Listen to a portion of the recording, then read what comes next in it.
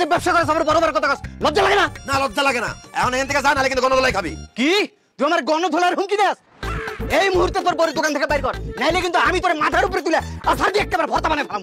ভাই ভাই ভাই ভাই আপনি রাগ করেন না, রাগ করেন না, আমার যারা ভুল হয়ে গেছে আপনি মাথাটা একটু ঠান্ডা করেন, আমি আপনার কাছে মাফ চাইছি। সাপটা তুমি কি মশা মাছের কাছে মাপ চাইতেছো? এর একটা জোরে নিঃশ্বাস ফালালে তুই চলে যাবো, সে আবার আমার মাথায় তুলে আছাড় মারবো। এখান থেকে যা করতেছিস, নাহলে কিন্তু একদম ফু মারা উড়াই দিমু। কি তুই আমার ফু মেরে উড়ে ফেলাবি? আমি মানুষ ছোট হলেও আমার ভিতরে একটা ভয়ঙ্কর রূপ আছে, সেটা দেখতে না চাইলে তাড়াতাড়ি তোর বউরে বাড়িতে পড়া। না ভাই না ভাই, ওই রূপ দেখার দরকার নাই, আমি তোমার থেকে যাইতেছি গা, আপনি আমার জামার কোনো ক্ষতি করেন না, আমি এখনই যাইতেছি। এই সাপলা তুমি দাঁড়াও, তুমি আবার কই যাইতেছো? ভাই সব আপনারা কি চান আমার বউ বাড়িতে চলে যাক? না।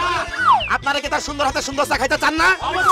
তাহলে কি আপনারা কিছু করবেন নাকি আমি একাই করব? খালাস আমার, তোর কিছু করণ লাগবো না, যা করার সব আমরাই করুম। শালার গিট্টু আব্বাস, তোর এত বড় সাহস, তুই আমগো শাপলা ভাবিরে আমাদের থেকে দূর করতে চাস? এই তুহিন খাড়াই আসিস কেন? ওরে ধর, ধইরা কান্দে তুইরা পানিতে ফেলা।